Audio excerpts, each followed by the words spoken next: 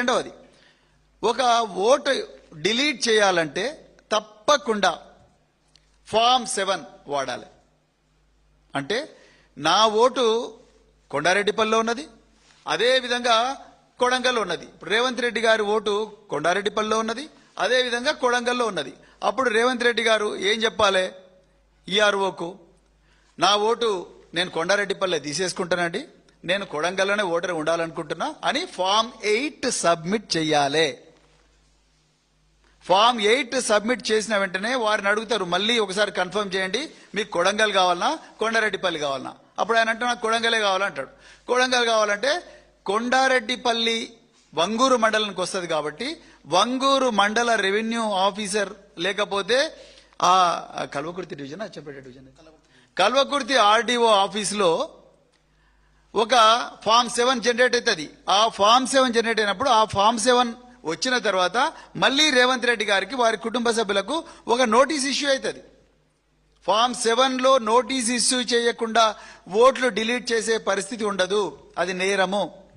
So ఈయన నా ఓటును ట్రాన్స్ఫర్ చేయండి అని ఫామ్ 8 సబ్మిట్ చేస్తే, ఆ ఫామ్ 8 సబ్మిట్ చేస్తే అక్కడ వంగూరు మండలంలో ఫామ్ 7 జనరేట్ అవుతుంది. ఆ ఫామ్ 7తోని ఈయనకు నోటీసు రావాలి.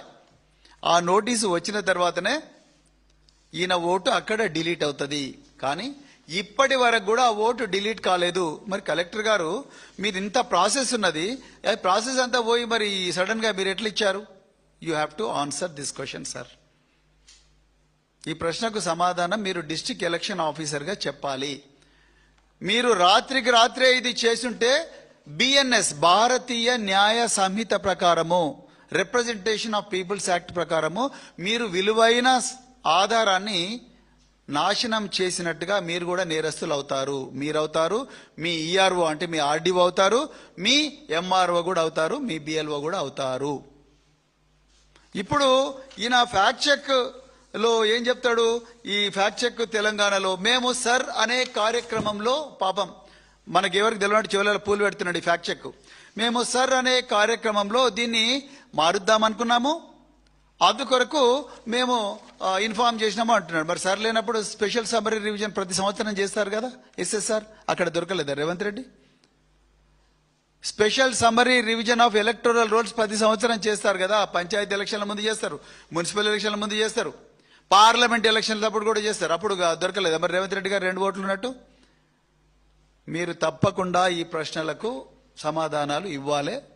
సిఇఓ గారు సుదర్శన్ రెడ్డి గారు, అసలు ఈ తెలంగాణలో ఎలక్షన్ కమిషన్ నడుపుతున్నది రేవంత్ రెడ్డి గారా లేకపోతే జాతీయ ఎన్నికల కమిషనా? దీనికి మీరు ఆన్సర్ చెప్పాలి. మీరు చెప్పాల్సిన ఎక్స్ప్లెనేషన్ను ఆ ఫ్యాక్ట్ చెక్ కూడా ఎట్లా చెప్తాడండి సీఎం ఆఫీస్ నుంచి? వాళ్ళకి ఏం అధికారం ఉన్నది? అంటే వాళ్ళు ఎట్లా చెప్తే మీరు అట్లా నడుస్తున్నారా అని మేము అనుకుంటున్నాం. నిజంగా అదే జరుగుతున్నది ఇప్పుడు.